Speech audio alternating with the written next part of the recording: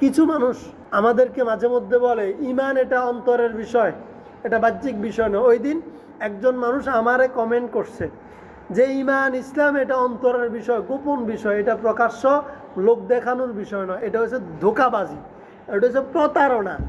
যেই লোকটা ঈমানের কথা বলে আবার নিজে আমল করে না, তারে যখন বলে যে ভাই তুমি কেন আমল করো নাই, তখন সে বলে যে এটা কি লোক দেখানোর বিষয়। এটা আরেক শয়তানি, এটা কি আরেক শয়তানি। ঈমান আমল এটা লোক দেখানোর বিষয়। কারণ আল্লাহ বলছে যে যারা ঈমান আনবে, শুধু ঈমান আনলে হবে না, ঈমান হচ্ছে যে শুধু অন্তরের বিষয়। ঈমান আনার পরে তার চূড়ান্ত দায়িত্ব হচ্ছে যে সে আমল করবে, নেক কাজ করবে। নেক কাজ লোক দেখা, এই যে আপনারা নামাজ পড়ছেন, এটা নেক কাজ না? তো এটা লোকে দেখতেছে না, এটা দেখানোর বিষয় না। আমি করলে এটা কি গোপনের কোনো বিষয়? আমরা যে তাফসীরে আলোচনা করতেছি, দারাজ করতেছি, এটা কি লোকের নজরের বাইরে রাখার বিষয়? এটা তো প্রকাশ্য বিষয়, এটা দেখা যাবে। এটা শুধু অন্তরের ভিতরে রাখলে তাফসীর হবে? আমি যদি আমার তাফসীর অন্তরের ভিতরে রাখি, আপনারা শুনতে পারবেন? তাহলে এগুলা কি লোককে শোনানোর বিষয়, লোককে দেখানোর বিষয়? এই জন্য কি যারা বলে যে ঈমান ইসলাম লোক দেখানোর বিষয় নয়, এটা গোপন বিষয়, ওরাও প্রতারক, হয় অবুঝ না হয় প্রতারক। ওই নিজের গুনাহ, নিজের পাপ ঢাকার জন্য নিজেকে পাপের ভিতরে ডুবিয়ে রেখেও অনেক বড় ঈমানদার দাবি করার জন্য এই জাতীয় মুখরোচক কথা বলে।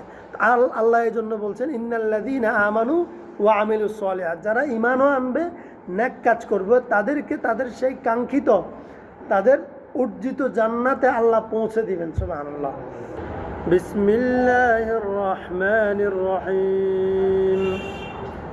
হুয়াল্লাযী জাআলাশ শামসা দিয়াআন ওয়াল কামারা নূরা وقدره منازل لتعلموا عدد السنين والحساب ما خلق الله ذلك إلا بالحق يفصل الآيات لقوم يعلمون إن في اختلاف الليل والنهار وما خلق الله في السماوات والأرض لآيات لقوم يتقون إن الذين لا يرجون لقاءنا ورضوا بالحياة الدنيا واطمأنوا بها والذين هم عن آياتنا غافلون أولئك مأواهم النار بما كانوا يكسبون إن الذين آمنوا وعملوا الصالحات يهديهم ربهم بإيمانهم تجري من تحتهم الأنهار في جنات النعيم دعواهم فيها سبحانك اللهم وتحيتهم فيها سلام وآخر دعواهم أن الحمد لله رب العالمين صدق الله العظيم سبحانك لا علم لنا إلا ما علمتنا إنك أنت العليم الحكيم الحمد لله আজকে আমরা সূরা ইউনূসের 5 নম্বর আয়াতে কারিমা থেকে 10 নম্বর আয়াত পর্যন্ত তেলাওয়াত করেছি।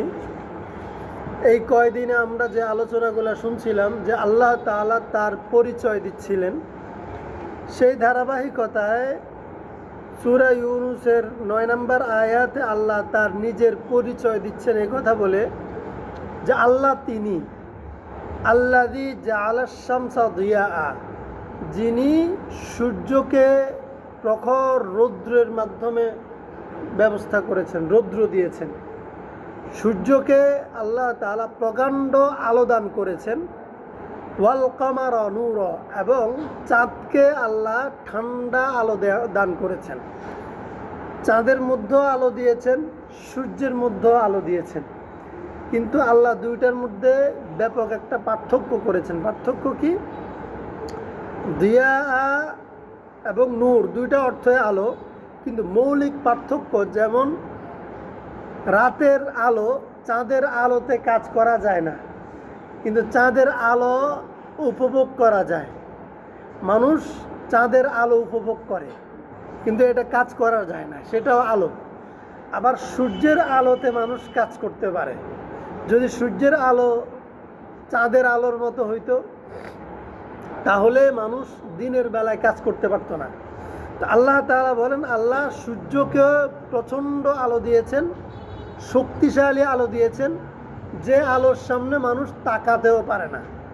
এই যে এখন সূর্যটা আমাদের মাথার উপর আছে, আমরা কি তাকাই দেখতে পারবো বরাবর সূর্যটা? পারবো না, চোখ দিয়ে পানি বের হয়ে যাবে, সহ্য করতে পারবো না। কিন্তু পূর্ণিমার রাত, চাঁদ, যত আলোই হোক চাঁদের আলো, সে আলো ঠান্ডা আলো, ওখানে তাকানো যায়। তাহলে দুইটা আলো, কিন্তু আলোর মধ্যে আল্লাহ ক্যাটাগরি করেছেন, বৈশিষ্ট্য দুই রকম করে দিয়েছেন। এইটা যিনি করেছেন তিনি হচ্ছেন আল্লাহ। আল্লাহ তার পরিচয় দিচ্ছেন। সূর্যের আলোটাও দিয়েছেন আল্লাহ, চাঁদের আলোটাও দিয়েছেন আল্লাহ। চাঁদ সূর্য দুইটা বানিয়েছেন, আবার দুইটাকে তিনি আলো দিয়েছেন। এরপরে দুইটার আলোর বৈশিষ্ট্য দুই রকম করেছেন। সূর্যের আলোতে মানুষ কাজ করে। দেখেন, যদি সূর্যের আলো যদি চাঁদের আলোর মতো হইতো, বিদ্যুতের প্রয়োজন হইতো আমাদের কাজের জন্য। আর বিদ্যুতের প্রয়োজন হইলে যারা গরিব, যার বিদ্যুৎ কেনার ক্ষমতা নাই, অথবা যখন লোডশেডিং হয় তখন কাজের সাপোর্ট হইতো না। এবং যদি কেউ শত্রুতা করে, দুশ্মনী করে আপনার বিদ্যুতের লাইনটাকে কেটে দেয়, অথবা লাইন আপনার পর্যন্ত পৌঁছতে না দেয়, অথবা কোনো কারণে আপনি এমন জায়গায় আছেন যেখান পর্যন্ত প্রযুক্তি বিদ্যুৎ পৌঁছতে সক্ষম না, তো আপনি সেখানে কিভাবে চলবেন? আপনি কাজ করতে হবে না? তাহলে তো আপনি অচল হয়ে গেলেন। তাহলে যে শহরে আছে সে পাইল সুবিধা, যে গ্রামে আছে সে অসুবিধা পাইল। কিন্তু আল্লাহ তাআলা বান্দাকে ওই জিনিসটা সবার জন্য সমানভাবে দেন, যেই জিনিসটা সকলের জন্য প্রয়োজন, এবং যে জিনিসটা না হইলে কেউ চলতে পারবে না। একবারে সহজভাবে দেন, বিনামূল্যে দেন। যেমন পানি, পানি ছাড়া কেউ চলতে পারবে না। গ্রামের মানুষ থাকে অর্থনৈতিকভাবে দুর্বল, কিন্তু তাকে পানি জীবনে কখনো কিনতে হয় না। খাওয়ার পানিও কিনতে হয় না, ব্যবহারের পানিও কিনতে হয় না। গ্রামের মানুষ অসচ্ছল, তার জন্য পানি একেবারেই সহজ। শহরের মানুষ সাধারণভাবে সচ্ছল। শহরের মানুষ কিনে নেয়ার একটা ক্যাপাসিটি থাকে, তো সেখানেও আল্লাহ বৃষ্টি দেন, চাইলে সে তার ক্যাপাসিটি অনুযায়ী বৃষ্টির পানিও সংরক্ষণ করতে পারেন। এমনকি পানির দাম শহরেও তেলের থেকে কম। সবচেয়ে কম মূল্য পানির, না পানির দাম একবারে এরকম 20 লিটারের পানি একটা 50 টাকা দিয়ে পাওয়া যায়। তাহলে পানির দাম সবচেয়ে কম, কারণ পানির প্রয়োজন মানুষের জীবনে সবচেয়ে বেশি। বিদ্যুৎ, এখন বিদ্যুতের উপর যদি সব মানুষ 24 ঘন্টা নির্ভরশীল হইতো, তাইলে তো সূর্যের আলো রাখতো না, আর গরিব মানুষ, অসচ্ছল মানুষ বিদ্যুৎ থেকে বঞ্চিত হইতো, সে কষ্টের মধ্যে পড়তো। এখন আল্লাহ তাআলা সূর্য নিজের নিয়ন্ত্রণে রেখেছেন। সূর্যের আলোটা তিনি দিনের বেলায় সবার জন্য এমনভাবে দিয়েছেন, তুমি যেখানেই থাকো, শহরে ঠিক যেই আলো, যত সেন্টিমিটার আলো আল্লাহ দিবেন, গ্রামেও সেটাই আসে প্রয়োজন মতো। এমন সমস্যা হয় না যে আলো এমন কম যে কাজ করতে পারা যায় না। এবং দ্বিতীয়ত আল্লাহ চাঁদের আলো দিয়েছেন, আবার এক সময় এমনভাবে স্নিগ্ধ আলো গ্রামের মানুষও পায়, শহরের মানুষও পায়। এই জায়গায় চাঁদ এবং সূর্যের আলোটা আল্লাহ যে বন্টন করেছেন, কোনো সরকারকে এটা নিয়ন্ত্রণ দেন নাই। যদি সরকারকে নিয়ন্ত্রণ দিতেন, তাহলে দলীয় নেতাকর্মীরা আমাদেরকে, যারা বিরোধী দল অথবা অসহায় নাগরিক, চাঁদ এবং সূর্যের চাঁদা নিয়েও ছাড়তো তাদের কাছ থেকে, তাই না? এখন আমরা চাঁদ সূর্য আমাদের জীবনে সবচেয়ে বেশি ব্যবহার হয়, এটা চাঁদা দিতে হয় না।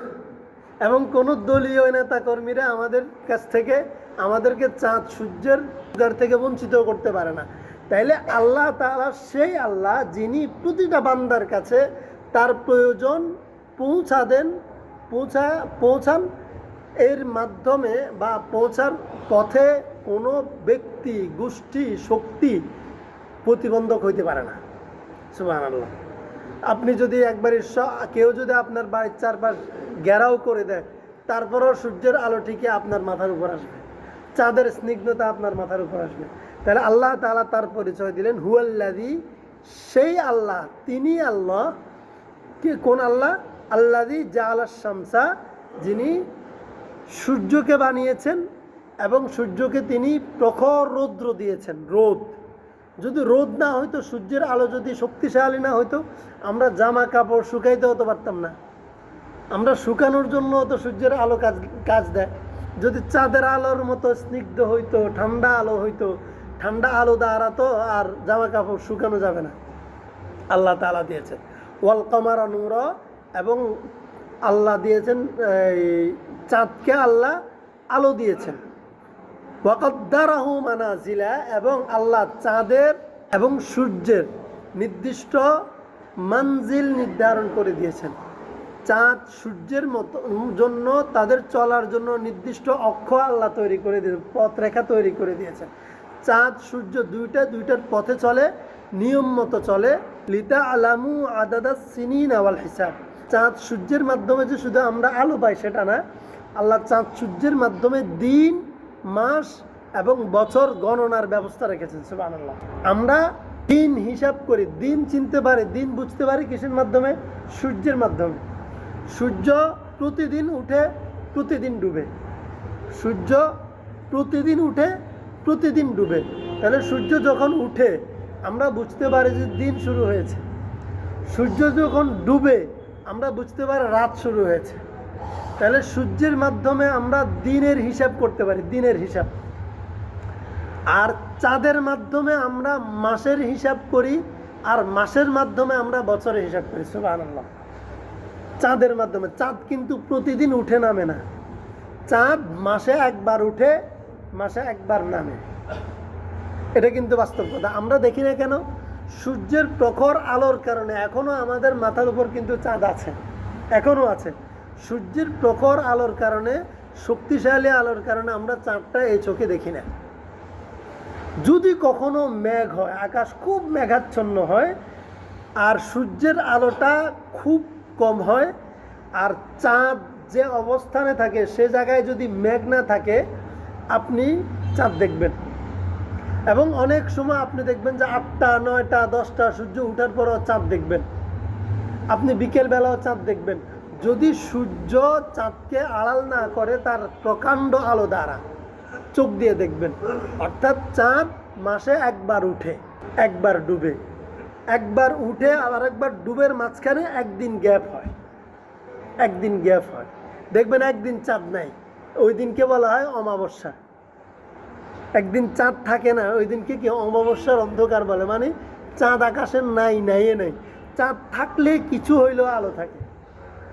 তো এই জন্য আল্লাহ তাআলা চাঁদ সূর্য এমনিতেই বানান নাই। আমরা মানুষেরা যেন চাঁদ এবং সূর্যের মাধ্যমে তাদের উত্থান পতন, তাদের উদয় অস্তর মাধ্যমে আমরা হিসাব করতে পারি দিন, মাস এবং বছর। আমরা আমাদের জীবনকে হিসাবে রাখি চাঁদ সূর্যের হিসাবের মাধ্যমে। সুবহানাল্লাহ। এইটা যিনি করেছেন তিনি হচ্ছেন আল্লাহ। এখন আল্লাহ এটা তার পরিচয় দিচ্ছেন। এই পরিচয় পাওয়ার জন্য খুব জ্ঞানী হওয়ার দরকার নেই। মানে জ্ঞানী বলতে জ্ঞানী হওয়ার দরকার, তবে ইউনিভার্সিটিতে পড়ার দরকার নেই, বিশ্ববিদ্যালয়ের সার্টিফিকেট পাওয়ার দরকার নেই। মা খালাকাল্লাহু যালিকা ইল্লা বিল হক। আল্লাহ তাআলা এই সব কিছু যথাযথ সৃষ্টি করেছেন, অনর্থক কোনো কিছু সৃষ্টি করেন নাই। মানে সৃষ্টি করছেন এটা বেকার, কোনো কাজের না, এরকম আল্লাহর কোনো সৃষ্টি নেই যে কাজে লাগে নাই কিন্তু বানাই রাখছেন। আমাদের অনেক কিছু আছে কিনছি, কিন্তু 1 বছর 5 বছর শেষ, একদিনও কাজে লাগে না। আমাদের অনেক কিছু আছে জীবনে আমরা তৈরি করি, কিন্তু জীবনে কখনো কাজে লাগে না। কিনে আনি, জীবনে কখনো তাই কাজে লাগে না। আল্লাহ তাআলা বলেন আমি যা সৃষ্টি করেছি কোনোটা অনর্থক নয়। ইউফাসসিলুল আয়াতি লিকাউমি ইয়ালামুন। এখানে আল্লাহ খুব গুরুত্বপূর্ণ একটা কথা বলেছেন, কি? ইউফাসসিলুল আয়াতি, বিস্তারিত নিদর্শন রেখেছেন, বর্ণনা দিয়েছেন আল্লাহ সম্পর্কে, আল্লাহ সৃষ্টি সম্পর্কে, পৃথিবী সম্পর্কে। তবে জানবে কে? লিকাউমি ইয়ালামুন। যেই জাতির মাথায় জ্ঞান শক্তি আছে, যে জাতির জ্ঞান শক্তি আছে, জ্ঞান শক্তি হওয়ার জন্য ভার্সিটিতে পড়তে হয় না, অনেক পড়ালেখা করতে হয় না। এটা আল্লাহ সৃষ্টিগতভাবে দিয়েছেন। মানে আল্লাহকে বোঝার জন্য যেই জ্ঞান শক্তিকে কাজে লাগাতে হয়, যেই জ্ঞান শক্তি দ্বারা আল্লাহকে চেনা যায়, ওই জ্ঞান শক্তি আল্লাহ সৃষ্টিগতভাবে বান্দাকে দিয়েছেন, জন্মগতভাবে দিয়েছেন।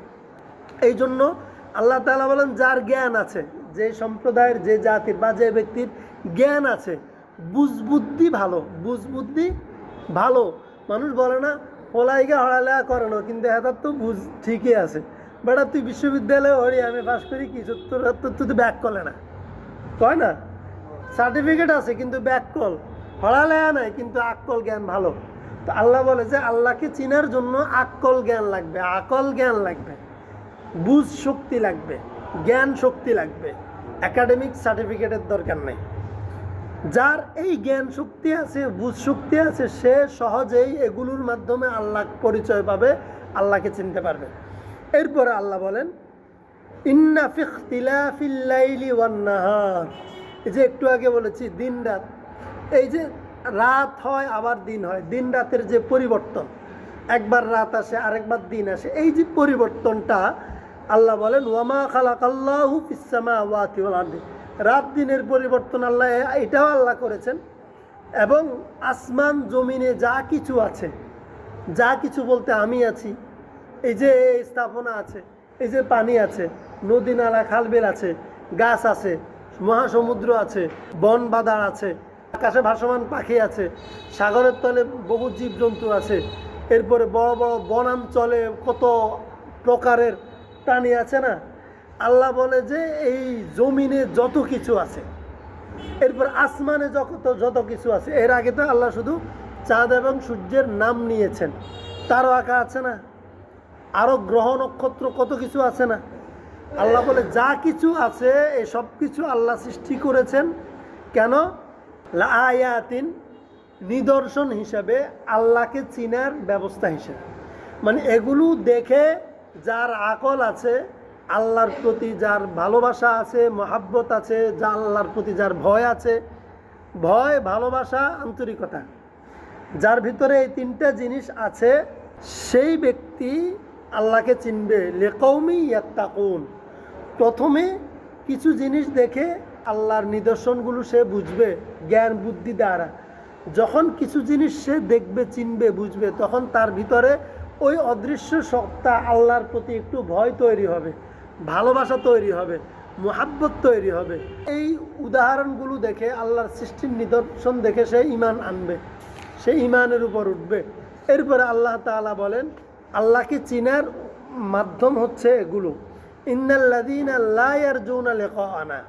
এরপরেও যে মানুষগুলো আল্লাহর সাথে যে সাক্ষাৎ হবে, এই যে আমরা গতকালকে বলেছি ইলাইহি মারজিউকুম জামিআ ওয়া'দাল্লাহি হাক্কা, আল্লাহর কাছে প্রত্যেক প্রাণী ফিরে যেতে হবে। অর্থাৎ প্রত্যেক মানুষ মরতে হবে, মরে গেলে আল্লাহ তার কাঠগড়ায় আসামি হিসেবে দাঁড় করাবেন, জবাবদিহি করবেন। এই কথাটা যে মানুষটা বিশ্বাস করে না, ইন্নাল্লাযীনা লা ইয়ারজুনা লিকাআনা, যে মানুষগুলো আল্লাহর কাছে সাক্ষাৎ হওয়ার জন্য প্রস্তুত নয়, আশাবাদী নয়, আল্লাহর কাছে প্রস্তুত হতে চায় না, ওয়ারাদু বিল হায়াতিদ দুনিয়া, তারা দুনিয়ার জীবন নিয়ে সন্তুষ্ট, মরতে চায় না। যে মানুষগুলো মরতে চায় না, দুনিয়াতে আজীবন বাঁচতে চায়, দুনিয়ার সহায় সম্পদ নিয়েই সে ব্যস্ত, সন্তুষ্ট, ওয়াতমাআন্নু বিহা, আত্মতৃপ্তিতে আছে, দুনিয়ার ক্ষমতা, দুনিয়ার টাকা পয়সা, দুনিয়ার বাড়ি গাড়ি, দুনিয়ার জীবন নিয়ে যে ব্যক্তি আত্মতৃপ্তিতে আছে, ওয়াল্লাযীনা হুম আন আয়াতিনা গাফিলুন, আল্লাহ তাআলার এই নিদর্শনগুলো দেখে, রাত হয়, দিন হয়, বৃষ্টি হয়, আলো হয়, রোদ হয়, কোনো কিছু কৃত্রিম নয়, সব কিছু সুপরিকল্পনার অংশ। এই বিষয়ে যে ব্যক্তি অলস, গাফেল, মুখ ফিরিয়ে রাখছে, উলাইকা মাওয়াহুমুন নার, সে মানুষের ঠিকানা জাহান্নামের আগুন, বিমা কানু ইয়াকসিবুন, আমি যে এই মানুষগুলোকে জাহান্নামের আগুন দিব, এটা তার হাতের কামাই, তার কর্মকাণ্ডের কারণে। যে এত রকম নিদর্শন দিলাম, এত রকম উদাহরণ দিলাম, আমার শক্তির উৎসের এত কিছু তোমাকে দেখালাম, তুমি জন্মের পর থেকে এত কিছু দেখছো, এরপরও তুমি বলো পৃথিবী এমনিতেই সৃষ্টি হয়েছে, মানুষ এমনিতেই সৃষ্টি হয়েছে, বৃষ্টি এমনিতেই হয়, চাঁদ সূরজ এমনিতেই আলো দেয়, তুমি সব কিছুকে এমনিতেই মনে করো। এটা তোমার উদাসীনতা। এই উদাসীনভাবে আল্লাহ থেকে বিমুখ হওয়ার কারণে আমি এই ব্যক্তিকে জাহান্নামের আগুনে জ্বালাবো। এটা তার কর্মের ফল, আল্লাহ ইচ্ছে করে তাকে দিবে না। ইন্নাল্লাযীনা আমানু ওয়া আমিলুস সলিহাত, এবং যারা এই নিদর্শনগুলো দেখে ঈমান আনবে এবং নেক কাজ করবে। দুইটা কাজ, কয়টা? একটা হচ্ছে আল্লাহর উপর ঈমান আনা, আর একটা হচ্ছে নেক কাজ করা। ঈমান আনবে, নেক কাজ করবে। ইয়াহদিহিম রাব্বুহুম বিঈমানিহিম, তাদের ঈমানের কারণে আল্লাহ তাআলা তাদেরকে তাদের কাঙ্ক্ষিত জান্নাতে পৌঁছাবেন। সুবহানাল্লাহ। তাহলে যারা আল্লাহর বিষয়ে অমনোযোগী, গাফেল, উদাসীন, তাদেরকে আল্লাহ জাহান্নাম দিবেন। আর যারা আল্লাহর উপর ঈমান আনবে এবং নেক কাজ করবে, এখানে নেক কাজের শর্ত আছে। নেক কাজ, আমল, ইবাদত, এটা কিন্তু দেখা যায়। কিছু মানুষ আমাদেরকে মাঝে মধ্যে বলে ঈমান এটা অন্তরের বিষয়, এটা বাহ্যিক বিষয় না। ওই দিন একজন মানুষ আমারে কমেন্ট করছে যে ঈমান ইসলাম এটা অন্তরের বিষয়, গোপন বিষয়, এটা প্রকাশ্য লোক দেখানোর বিষয় নয়, এটা হচ্ছে ধোঁকাবাজি, এটা হচ্ছে প্রতারণা। যেই লোকটা ঈমানের কথা বলে আবার নিজে আমল করে না, তারে যখন বলে যে ভাই তুমি কেন আমল করো নাই, তখন সে বলে যে এটা কি লোক দেখানোর বিষয়। এটা আরেক শয়তানি, এটা কি আরেক শয়তানি। ঈমান আমল এটা লোক দেখানোর বিষয়। কারণ আল্লাহ বলছে যে যারা ঈমান আনবে, শুধু ঈমান আনলে হবে না, ঈমান হচ্ছে যে শুধু অন্তরের বিষয়। ঈমান আনার পরে তার চূড়ান্ত দায়িত্ব হচ্ছে যে সে আমল করবে, নেক কাজ করবে। নেক কাজ লোক দেখা, এই যে আপনারা নামাজ পড়ছেন, এটা নেক কাজ না? তো এটা লোকে দেখতেছে না, এটা দেখানোর বিষয় না। আমি করলে এটা কি গোপনের কোনো বিষয়? আমরা যে তাফসীরে আলোচনা করতেছি, দারাজ করতেছি, এটা কি লোকের নজরের বাইরে রাখার বিষয়? এটা প্রকাশ্য বিষয়, এটা দেখা যাবে। এটা শুধু অন্তরের ভিতরে রাখলে তাফসীর হবে। আমি যদি আমার তাফসীর অন্তরের ভিতরে রাখি, আপনারা শুনতে পারবেন? তাহলে এগুলা কি লোককে শোনানোর বিষয়, লোককে দেখানোর বিষয়? এই জন্য কি যারা বলে যে ঈমান ইসলাম লোক দেখানোর বিষয় নয়, এটা গোপন বিষয়, ওরাও প্রতারক, হয় অবুঝ না হয় প্রতারক। ওই নিজের গুনাহ, নিজের পাপ ঢাকার জন্য নিজেকে পাপের ভিতরে ডুবিয়ে রেখেও অনেক বড় ঈমানদার দাবি করার জন্য এই জাতীয় মুখরোচক কথা বলে। আল্লাহ এই জন্য বলছেন ইন্নাল্লাযীনা আমানু ওয়া আমিলুস সলিহাত, যারা ঈমানও আনবে, নেক কাজ করবে, তাদেরকে তাদের সেই কাঙ্ক্ষিত, তাদের অর্জিত জান্নাতে আল্লাহ পৌঁছে দিবেন। সুবহানাল্লাহ। ঈমানের কারণে তাজরি মিন তাহতিহাল আনহার ফি জান্নাতিন নাঈম, জান্নাতের পরিচয় দিচ্ছেন আল্লাহ এখানে। জান্নাত কেমন? জান্নাত এমন একটা সুন্দর সুশীতল বাগান, যেই বাগানের শুধু আশপাশে না, যে একজন মানুষ পা যেখানে দেবে, পায়ের নিচেও ঝর্ণা থাকবে। সুবহানাল্লাহ। পায়ের নিচে, কয় না বেটা এই টাকা পয়সা এগুলো আমার পায়ের নিচে থাকে, এসব নেতা খেতা আমার পায়ের নিচে থাকে, বলে না? তো আল্লাহ বলে যে একজন মানুষ দুনিয়ার সে অনেক কিছু তার অর্জন আছে, অনেক শক্তিমত্তার অধিকারী, টাকা পয়সার অধিকারী, এটা বোঝানোর জন্য এভাবে বুঝায় যে আরে এটা তো আমার পায়ের নিচের বিষয়, এরকম টিয়া পয়সা ঠ্যাঙের তলে থাকে। তো আল্লাহ বলে যে এইটা জান্নাত, এমন এক জান্নাত, এত নাজ নেয়ামত, এত দামি দামি জিনিস জান্নাতীদের ঠ্যাঙের তলেও থাকবে। সুবহানাল্লাহ। জান্নাতীদের ঠ্যাঙের তলে থাকবে। দুনিয়ার যত কয় এসব টিয়া পয়সা ঠ্যাঙের তলে থাকে, হাতে টিয়া পয়সা কলজের ভিতরে রায় কয় ঠ্যাঙের তলে থাকে। কিন্তু যে জান্নাতে যাবে, এই নাজ নেয়ামত এগুলো তার চারপাশে তো থাকবে, তার ঠ্যাঙের তলেও থাকবে। তাজরি মিন তাহতিহাল আনহার, যে আমরা যে বসছি, আমাদের বসার নিচেও থাকবে। আমরা দেখব স্বচ্ছ আয়নার মতো একবারে গ্লাস, স্বচ্ছ গ্লাস, নিচে কি সুন্দর পানির ঝর্ণা, কি সুন্দর পানির নহর, এর মধ্যে কি সুন্দর সুন্দর আমরা যে এই গ্লাসের ভিতরে মাছ চাষ করি না, আমরা দেখি কি সুন্দর। এরকম কি সুন্দর হরেক রকমের মাছ আসবে যাবে, কি সুন্দর সুন্দর ফুল ফসল পায়ের নিচে নদীর মধ্যে আমরা দেখবো উপর থেকে। সুবহানাল্লাহ। এবং আমরা যে হাঁটবো, আমাদের পায়ের নিচেও এরকম সুন্দর সাজানো থাকবে স্বচ্ছ কাচের মতো। জান্নাতীদের বৈশিষ্ট্য হবে এরকম, জান্নাত হবে এমন সুন্দর।